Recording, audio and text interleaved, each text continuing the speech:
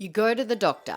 You explain the ADHD symptoms your child has been experiencing, the meltdowns, the hyperactivity, the anxiety, the constant dysregulation. Maybe they even run a few basic labs just to make sure, and everything comes back normal. You leave with another suggestion for therapy, maybe another prescription, but deep down, you're still thinking something isn't adding up.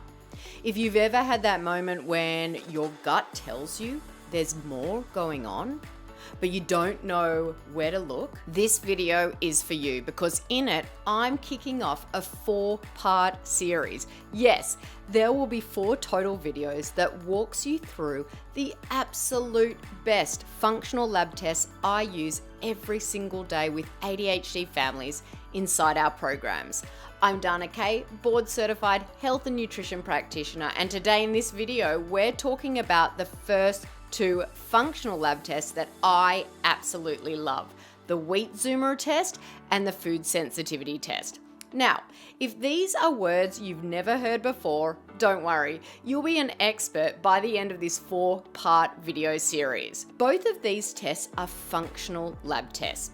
Functional lab tests, if you're not familiar with them, look deeper than traditional labs. They dig into gut health, immune responses, stress, food reactions, and inflammation. And they've helped thousands of families with kids with ADHD in my practice finally get that clarity they've been searching for. So if you're ready to stop guessing and start understanding what's really going on inside your child's body, hit like on this video, subscribe to my channel so you don't miss the next video in this 4-part series. Now let's get into it. So, what is functional lab testing and why does it matter for kids with ADHD? So let's start there. Just because a doctor says labs or ADHD symptoms are normal doesn't mean everything is functioning correctly in the body. Normal and optimal aren't the same, especially when it comes to lab ranges. Traditional labs are designed to diagnose disease, things like anemia, thyroid disorders, or infections. They're helpful, but they often miss the subtle imbalances that lead to behavioral and neurological symptoms in kids with ADHD. Functional lab testing, it looks deeper. And instead of asking, is this result in range? It asks, why is this happening in the first place? It looks at systems like gut, detox pathways, mitochondria, hormones, and it identifies hidden stresses, things like food sensitivities, inflammation, nutrient deficiencies that may be driving your child's symptoms. Now, inside our programs at the ADHD Thrive Institute, we use these labs every single day. Why? Because they give us answers that traditional labs don't. We don't guess, we test. And over the next few videos in this series, I'm going to walk you through the 5 most important functional lab tests we use for kids with ADHD. Now, the wheat zoomer test and the food sensitivity test, I'm going to spell zoomer for those that don't understand my accent. The wheat zoomer test, Z-O-O-M-E-R for those that can't understand my accent, and the food sensitivity test. This is what we're going to cover today. Now, the organic acid test, which we'll talk about in a coming video, the gut zoomer test, and the cryptopyrrole test, both of which we'll look in later videos as well. So for today, let's start with 2 of the best functional lab tests for ADHD. The wheat zoomer test, which includes a leaky gut panel, and the comprehensive food sensitivity test. These 2 functional lab tests give us an immediate look at whether a child's gut barrier is inflamed or leaky, if they're reacting to wheat or gluten on a deep level, how the immune system is responding to everyday foods, and what might be triggering internal inflammation or nervous system dysregulation. These labs are foundational to what we do at the ADHD Thrive Institute because they give parents something most have never had before: clear answers. They uncover the biological why behind symptoms that have been misunderstood or mislabeled for years. So let's start with test 1, the wheat zoomer. This isn't your average gluten test. The wheat zoomer is a deep dive into gut health and immune reactivity. It basically answers 2 big, important questions. Number 1, is there leaky gut? The wheat zoomer includes a leaky gut panel. This measures whether the gut barrier is damaged, something we call intestinal permeability.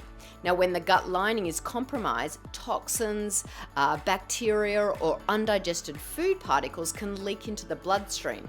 That triggers inflammation, and that inflammation can affect the brain. This is a huge piece of the ADHD puzzle. Leaky gut has been linked to mood swings, brain fog, immune dysfunction, emotional dysregulation, hyperactivity, and other symptoms that are very common for kids with ADHD. So this test tells us if a child is battling with leaky gut or not. It also answers question number 2. Is the body reacting to wheat or gluten? Now, most doctors, when testing for gluten reactivity, only test for 1 or 2 markers of gluten reactivity. The wheat zoomer we use tests 16 different peptide markers with over 99% accuracy. This means it catches things that regular tests miss. In our clinical experience, about 6 in 8 kids with ADHD show some level of wheat reactivity, even when their blood work says they're fine. It also tests for glutamorphins. These are opioid-like compounds that come from partially digested gluten. In sensitive kids, they can act like a drug in the brain, affecting impulse control, mood, and emotional regulation. So that's the first test we absolutely love, the wheat zoomer test. The second test I want to tell you about today is the food sensitivity test. But first, let me clear something up. Food sensitivity testing is not the same as food allergy testing. There are different types of reaction to foods. These include IgE, IgA, and IgG. True food allergies, like those that require an EpiPen, are IgE reactions. These reactions are immediate, usually within 30 minutes to an hour or even 5 minutes, and they create noticeable effects like hives, trouble breathing, stomach upset, digestive issues, itchy mouth, and so much more. IgE reactions, they can be mild or severe. Food sensitivities, in contrast to true allergies, are often delayed reactions and can be harder to pinpoint. They are also not life-threatening like food allergies are. IgA and IgG are both food sensitivity reactions and can cause symptoms like gastrointestinal issues, brain fog, skin rashes, hyperactivity, emotional dysregulation, itching. Because food sensitivities, both IgA and IgG, are harder to pinpoint, food sensitivity testing can be very beneficial. The trouble with food sensitivity testing, though, is not all tests are created equal. Some of them are not very accurate, giving false positives and false negatives. So, how do you know which test is best? Now, in my experience, the best food sensitivity testing is one that looks at food from the smallest peptide level. Think of food like a Lego masterpiece. It's got lots of individual little pieces.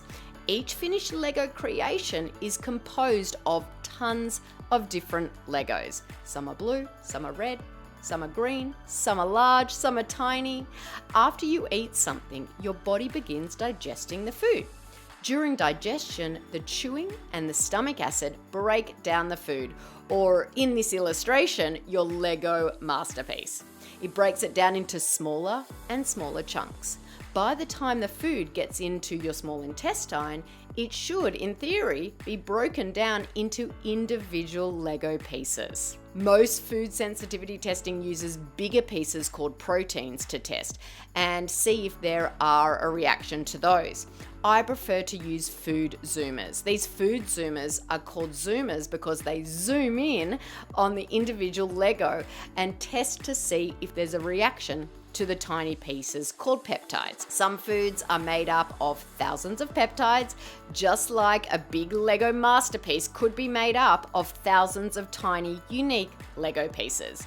Zoomers are more precise, they're more comprehensive and more definitive than other forms of food sensitivity testing because the child may not be sensitive to the food protein, but could still be sensitive to a peptide that's part of that protein.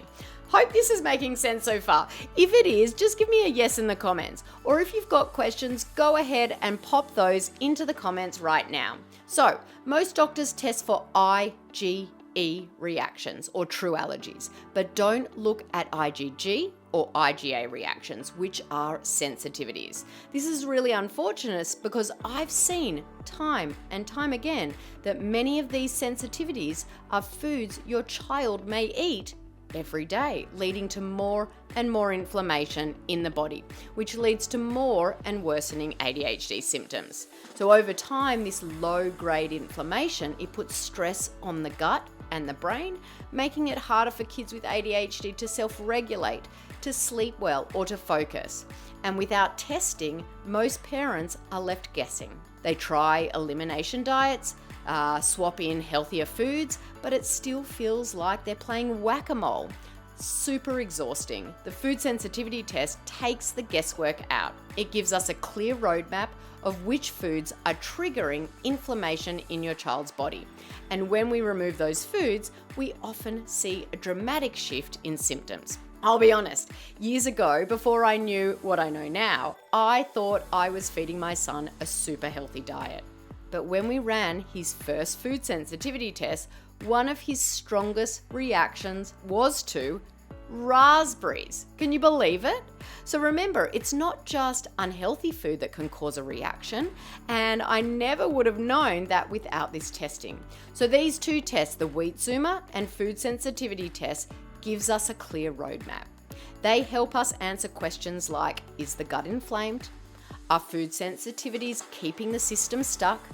Is the immune system reacting every single day to something? And if so, what? And they give us data, not guesses. That's why they're included in almost every plan we build inside the ADHD Thrive Method for Kids program. Because when we start with testing and not guessing, inflammation calms faster. We personalize the diet to the child. Parents finally understand why symptoms are happening. And most importantly, symptoms begin to improve, and often really fast. So I want to do something I don't do in most of my YouTube videos. I want to offer you the chance to schedule a free call with my team to talk about the next best steps for your child with ADHD. If you're ready for answers about what's going on deep in your child's body, or you just have a question about functional lab testing, how it works, I want to invite you to click the link in the video description to book a free call with my team. And stay tuned because in our next video, I'll break down another favorite functional lab test, the organic acid test. Now, I want to hear from you guys. Have you tried functional lab testing? What questions do you still have? Let me know in the comments right now. And don't forget to check out our other videos on this channel all about ADHD and natural strategies to help your family thrive. Thank you for watching, and I will see you in the next video.